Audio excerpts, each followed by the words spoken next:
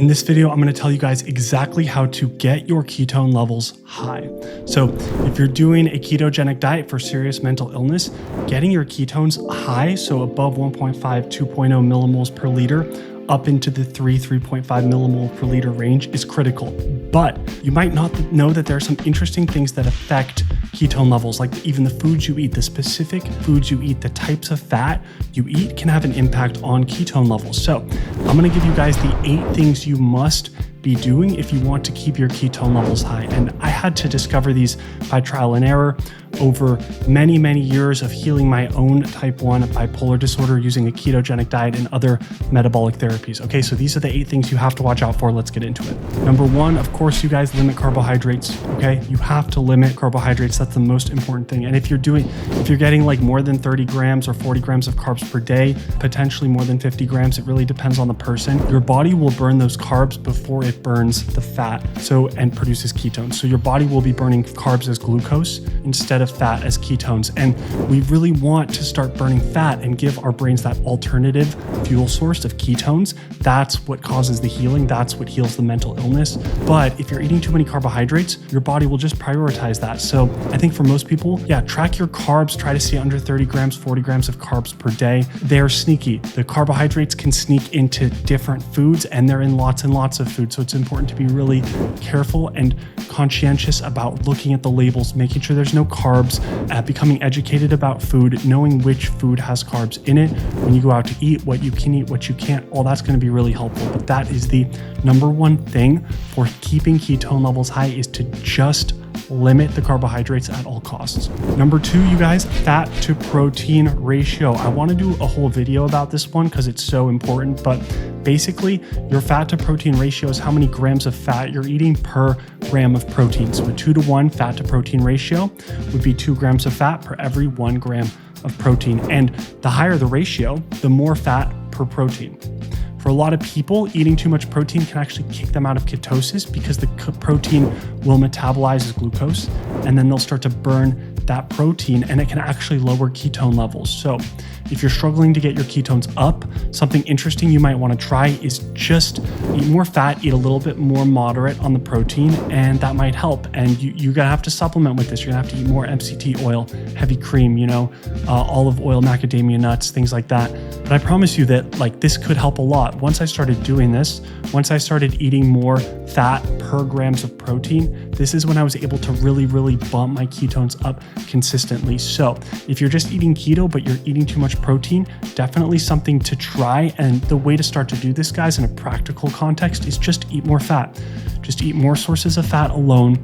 Take it easy on the protein, and that might help a lot. Number 3 is net carbs. So net carbs are tricky, and net carbs are really the total amount of carbs that impact you. So when you eat fiber, it won't metabolize as a carbohydrate.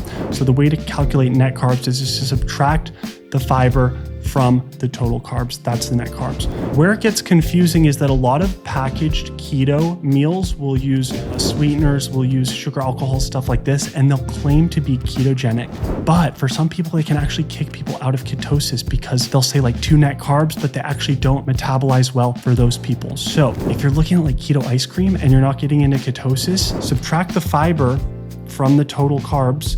That's actually your actual net carbs. And if that's 10 grams, but the package says 2 grams of net carbs, you could have a problem because there are sugar alcohols and other things. The way to get around this is just to eat more whole foods. Eat keto ice cream, have a couple spoons, but not too much. And if your ketones are high already and you're doing great, might not be something to worry about. But if you can't get your ketones up, your ketones are low around 0.4, 0.5, you're tracking them consistently, you just can't get them higher and you've tried everything. If you're eating a lot of these packaged foods that claim to be keto, that claim to only have 2 net carbs, but you're not achieving the ketosis you want, it absolutely could be something to look into. Remember, total carbs minus fiber is the actual true net carbs that are in something, and things like avocado that have a lot of fiber, totally fine because they are actually very few net carbs. Number 4, physical exercise, you guys. I'm gonna say it over and over again, hard cardio, okay? Hard cardio, swimming, biking, running, elliptical, anything like that, that's a must do for boosting ketone levels. And what I find for myself is my ketones will drop right after my workout, but then they'll come skyrocketing back up right after the workout. So if you're not doing hard cardio every single day, struggling to get your ketones up, definitely something to try. It's this one's really a no-brainer. Number 5, types of fat. This is interesting because I didn't know when I started the ketogenic that the types of fat I ate actually had an impact on my ketone levels. So I'm gonna give you guys a couple foods that really bump my ketone levels high.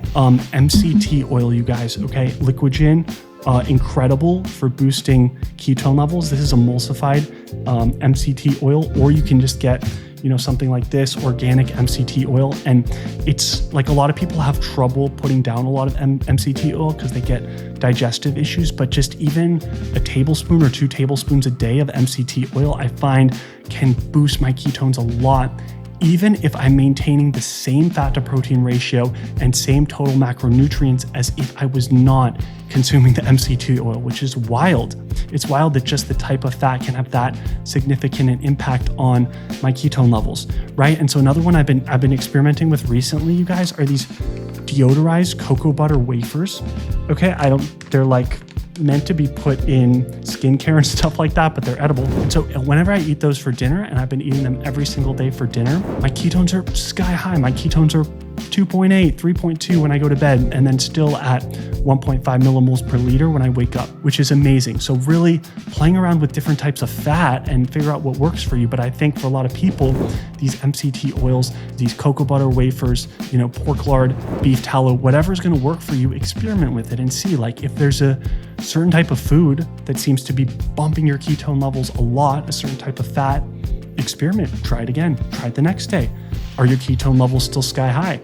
And if it's working for you, then it's working for you. So it's fascinating experimenting with different types of fat. I'm not quite sure actually the physiological mechanism behind why this works, but if you guys are struggling to get those ketones up, try the MCT oil, try the cocoa butter wafers, and I'll put them in the description. So experiment with it and see what works. Number 6, intermittent fasting. Yeah, this one is great.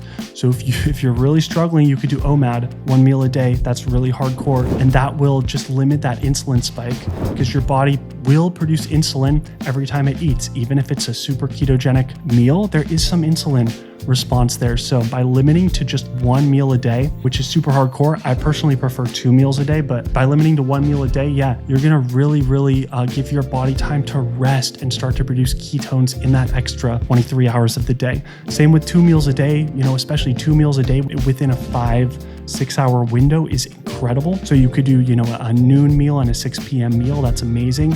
And then just give your body those other 18 hours of the day to relax, to feel a little bit starved, to start producing ketones. I think for a lot of people who are in a ketogenic diet, the macronutrient makeup is good. The fat to protein ratio is good. It's correct. But they're eating from 7 a.m. all the way until 10 p.m. that night. You're not giving your body rest. You're not giving your body time to feel starved. And if you think about ancestral humans, we didn't eat all day, every day. We would not have been eating all day. So this whole concept of just snacking and all this stuff, it's really a way for people who are going through carbohydrate withdrawal to refuel their carbohydrate stores when they have that dip in energy. And that's why people snack all day. If you're in a ketogenic diet, there's no reason you need to snack all day because your body is burning and metabolizing fat for fuel. And so even if you go 18, 24, 36 hours without eating, your body is just burning fat as fuel, and it's not the end of the world. You'll have energy, you'll have good cognition,